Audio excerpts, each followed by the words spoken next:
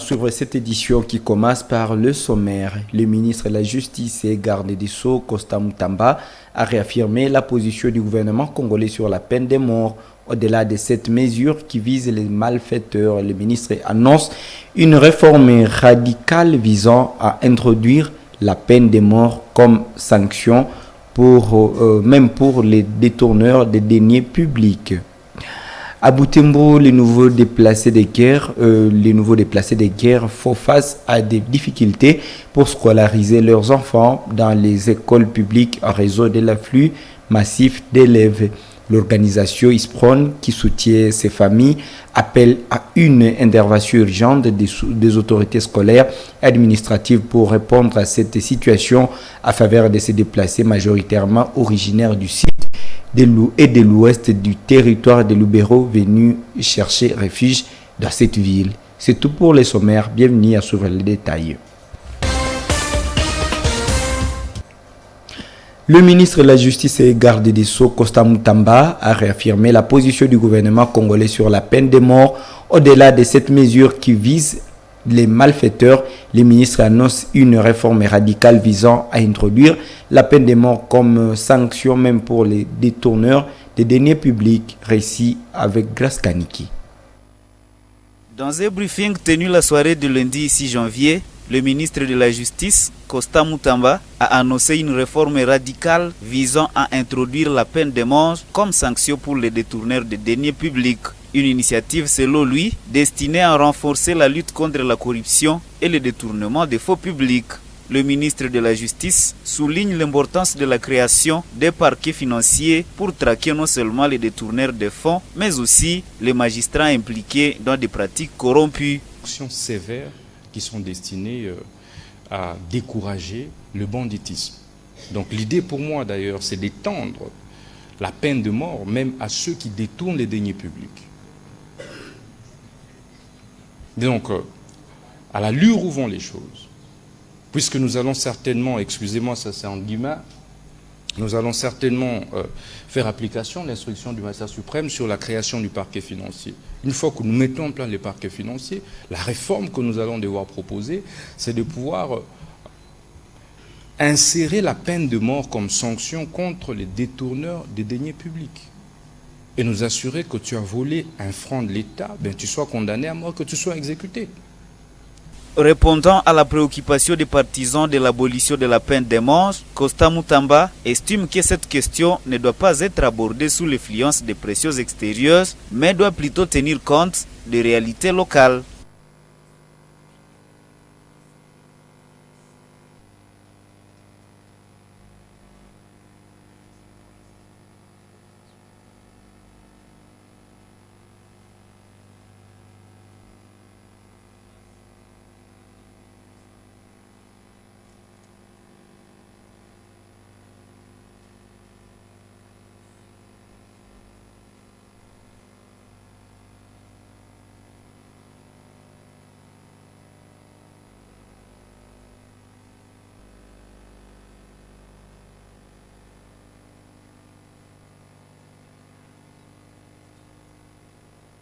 Le débat sur la peine de mort en République démocratique du Congo continue d'être un sujet sensible malgré les pressions croissantes de la communauté internationale et des organisations non gouvernementales.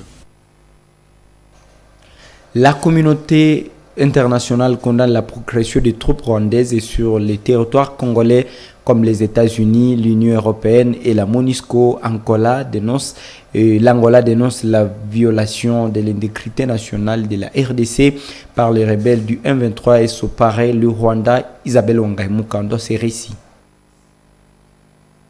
Des affrontements opposent depuis le matin de ce mardi les militaires FARDC aux envahisseurs du M23 dans les Massissi. Une bombe larguée par les rebelles du M23 a fait 4 morts ce jour dans la cité de Saké et blessé d'autres personnes, rapporte actualité.cd.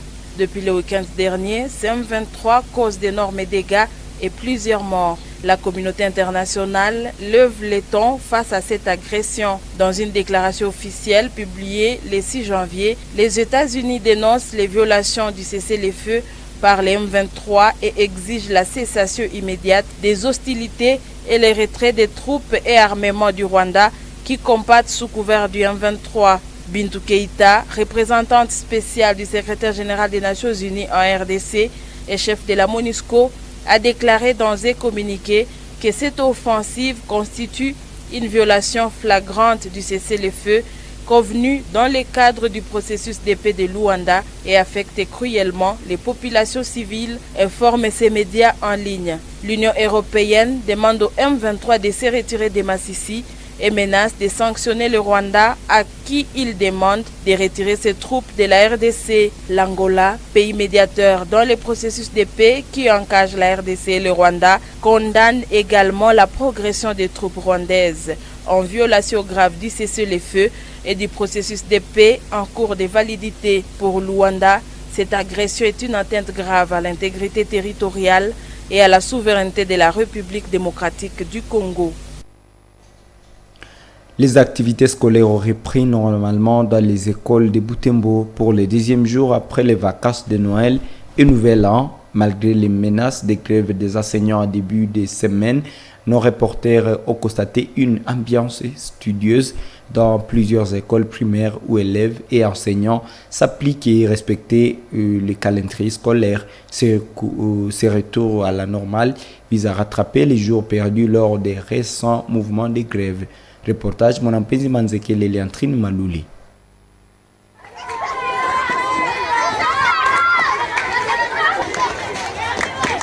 C'est mardi 7 janvier 2025 à l'école primaire Kiambouli, située sur la rue Père Jérôme. Les élèves sont à pleine récréation à ce moment où ils sont 10 heures.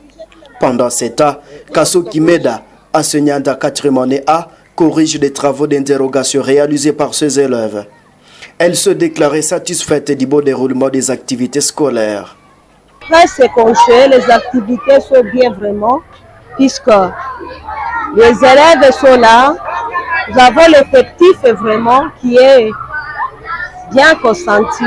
Ici, chez moi, dans ma classe, sur 62, j'ai 58 écoliers présents. Les enseignants sont présents, sauf que les deux, il y a celui qui est malade et l'autre, son enfant est interné. À l'école primaire Nyamoussia, dans la vallée de Kavaendi, la classe de 5e année est remplie d'élèves à pleine interrogation dans un climat de silence.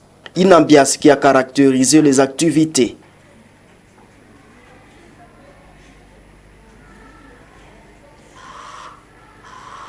À proximité, à l'école primaire Matengenezo, les leçons se déroulaient dans une ambiance éducative normale. Les cartables de Patrick pèsent des kilogrammes. Sivasueria Paluku, directeur de l'école primaire Matengenezo, a affirmé que son établissement respecte le calendrier scolaire pour récompenser les jours perdus pendant les grèves des enseignants. Selon lui, tout le personnel est présent pour dispenser cours et maintenir une bonne dynamique d'apprentissage. Mais on avait déjà le calendrier scolaire, prévoyait que les cours doivent reprendre le 6. Et hier, le 6, nous sommes arrivés, tout le monde est venu, même tous les élèves presque, sauf quelques malades peut-être. Mais tous nos effectifs sont là et on a déjà repris normalement.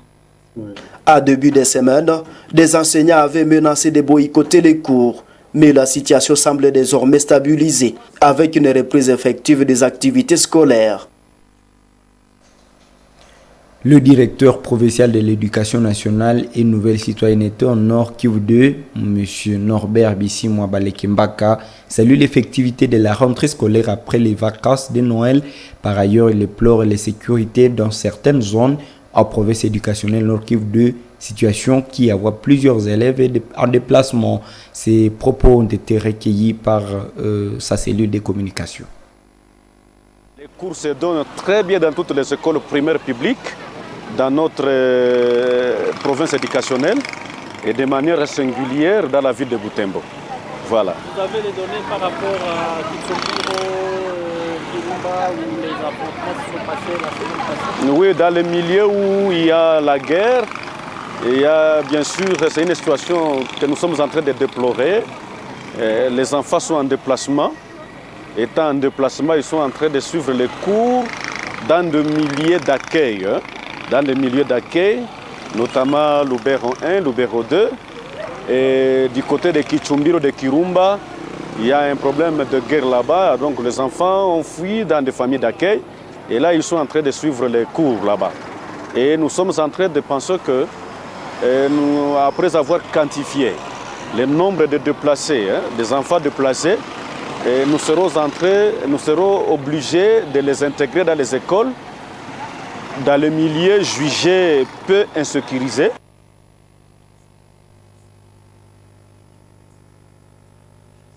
À Butembo, les nouveaux déplacés des guerres font face à des difficultés pour scolariser leurs enfants dans les écoles publiques en raison de l'afflux massif d'élèves. L'organisation ISPRON, qui soutient ces familles, appelle à une intervention urgente des autorités scolaires et administratives pour répondre à cette situation en faveur des déplacés majoritairement originaires du sud et de l'ouest du territoire de Lubero, venus chercher refuge dans cette ville. Reportage Joël Tali et Mirembe Chichawiche. Ce mardi, au bureau de l'intégration sociale de la promotion des nécessiteux, ISPRON, des comités de déplacés des guerres se réunissent comme chaque semaine. Certains d'entre eux, accompagnés de leurs enfants, partagent les défis qu'ils rencontrent à Butembo, leur ville de refuge. Parmi leurs principales préoccupations figure l'impossibilité pour de nombreux enfants à accéder à l'école. Selon eux, l'exiguïté des salles de classe due à l'afflux massif d'élèves déplacés prive ces enfants d'un accès à l'éducation. Il n'y a plus de place dans les écoles publiques. Nous sommes obligés d'amener nos enfants dans des privés et là, on demande de payer $7 par trimestre.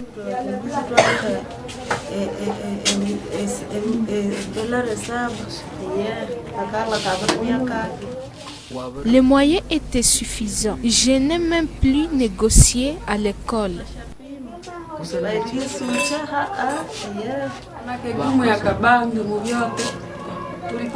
La plus grande difficulté chez nous, on travaillait et on attendait les récoltes du riz pour répondre aux besoins de nos enfants. Nous ne savons plus quoi faire.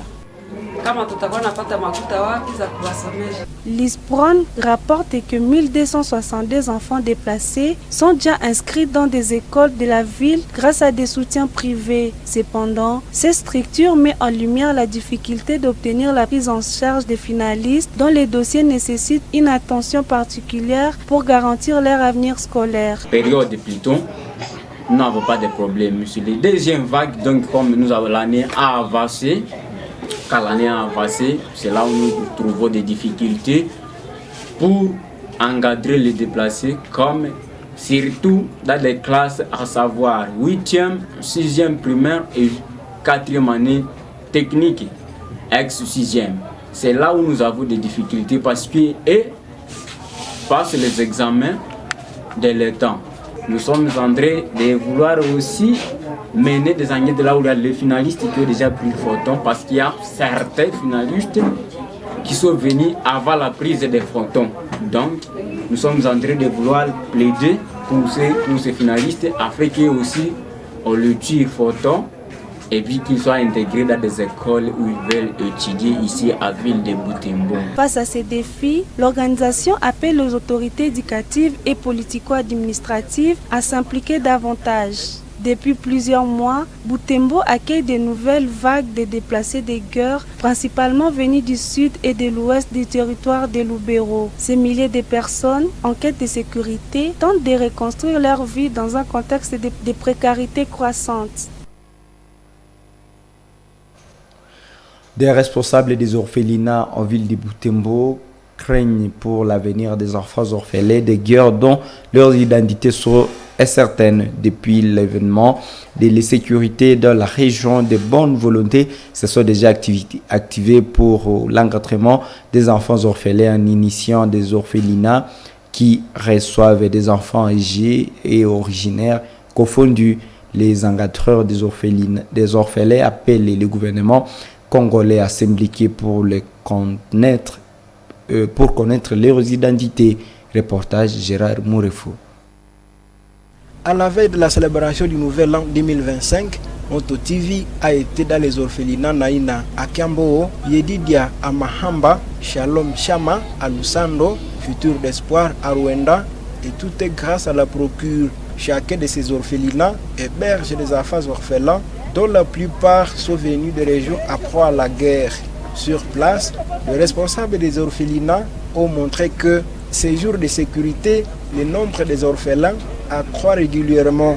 Cependant, le tenancier des orphelinats s'inquiète pour l'avenir des enfants orphelins victimes de guerres qui ne sont pas des fois identifiés. Ils exhortent au gouvernement congolais de s'y impliquer pour que ces orphelins grandissent en ayant une assurance sur leur avenir.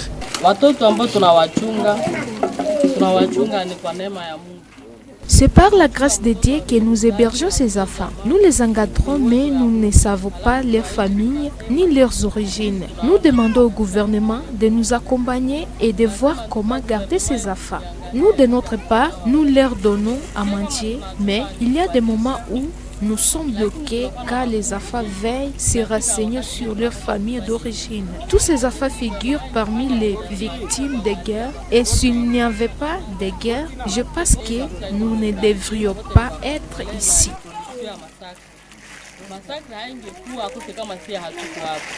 La ville de Butembo enregistre actuellement une multitude des orphelinats. L'idée est d'accompagner des enfants orphelins et des enfants abandonnés ou sans abri, disent les initiateurs. C'est par cette page que nous bouclons ce journal. Merci de l'avoir suivi et bonne suite des temps. Au revoir.